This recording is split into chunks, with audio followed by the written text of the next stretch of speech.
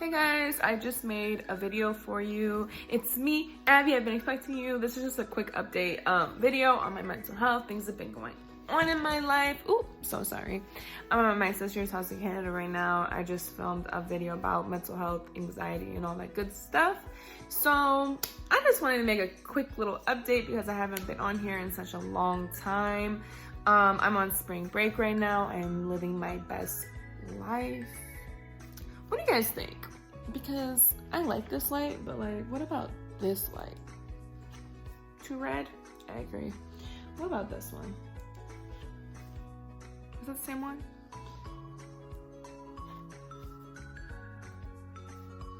Let's go back to this one. It's like a little more yellow. I don't know. Anyway, so yeah, I took a break off.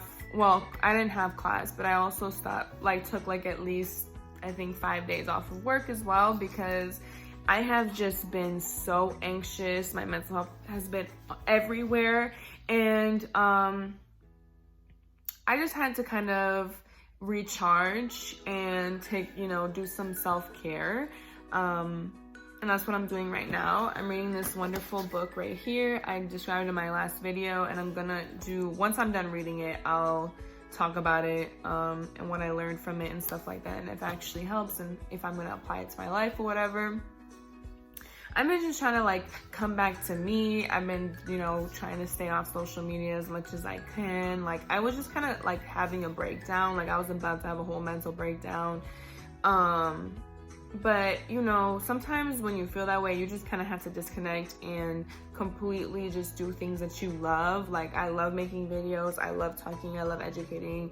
That's just something I'm passionate about. That's something I want to do in the future. So doing this is so much fun for me, and I'm really happy that I'm on break and I'm just recharging and focusing on me and my loved ones and stuff like that. And I'm just have been trying to reevaluate a lot of things, because as of recent, I've been going to therapy consistently now that I can finally pay for it on my own. And it's been helping a lot. Therapy helps me a lot. I'm gonna make a whole video about that. And as of recent, because I've been dealing with my mental health issues since I was 13 years old. So that's when my symptoms started. At least that's when they were apparent to me, because it's I'm 13, so I'm becoming more aware of myself.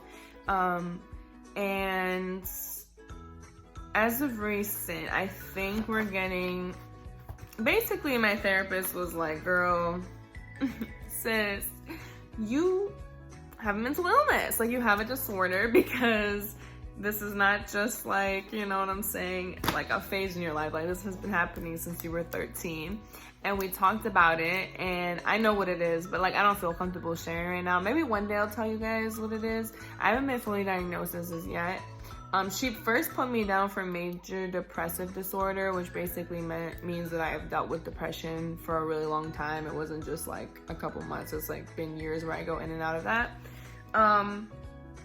And yeah, so we discussed it, and it was what I thought it was. And I'm gonna talk about it later, and how it's affected my relationships, and I'm gonna go into all of that. I just don't feel comfortable doing that right now, just because I still live in my parents' house, and I just want to be able to be completely on my own, to the point where it's I won't have to deal with certain BS. Yeah, so it's a lot, but I'm happy, because I feel now that I know, now that I can name my demon, and once I get fully diagnosed, I'm gonna be able to tackle things differently, because I know when something is happening, I can be okay, this is my symptom. It's not instead of it being this huge monster that I don't know what to do with, and I don't know what to the symptom is wow, what the hell, it's kind of I don't know what the fuck is going on. It's okay, now I know what it is. Now I can pinpoint it in my life, take care of it, and move on. So I'm really blessed, I think. And for a lot of people who have certain diagnoses, just know that it doesn't define who you are. It's just a part of you. It's a thing that you deal with, just like how some people are diabetic. and they have to take insulin. Just when people have a physical disability, like, it's just something, it's not who they are, it's just a part of themselves. And I think it gets more messy when you have like a mental disorder compared to like a physical one. Well, not even, because I've never had one, so I can't really speak on that, but when it's like a mental disorder, it's like it affects your being most of the time. So it's kind of like hard to like be like, this isn't who I am, you know, and like kind of blame everything on that. But you know, you're still a whole person with different aspects of yourself. Like, we're different, we are multifaceted, I think it's called, or we're multi-dimensional. We're not just one thing, and a lot of people like to make everything black and white, but most of the time it's not. But anyway, yeah, so I'm really happy about that, because now I feel like I'm gonna be able to take care of myself better. And also, just please remember to take care of yourselves. Please remember to make time for yourselves. If you've been through traumatic stuff, please process your emotions, because saying that you don't care or suppressing them isn't healing. It's not. It's just something that you're putting inside your body, and it's gonna come out some other type of way. And that's mostly in toxicity, because it's stuff that you haven't dealt with, and it's gonna come back around, and that can happen for years. People suppress things for years, and then one day they start breaking down, and like they don't know why. And it's like, you haven't dealt with any of this. It's like all this stuff that you stuffed down inside of yourself. So if you've been through traumatic stuff, if you've done things that, you know, you're not proud of and all this stuff, like, start trying to process it. That's why I like therapy. That's what therapy is for. It's there to process your emotions and thoughts with a professional who's not biased and is thinking about your goals and stuff like that as a priority. So, you know, process it and take it slow. Be gentle on yourself, and you know, just keep going. Some people are really good at letting things go. My boyfriend, for example, he's been through a lot in his life, and he's just really good at letting things go.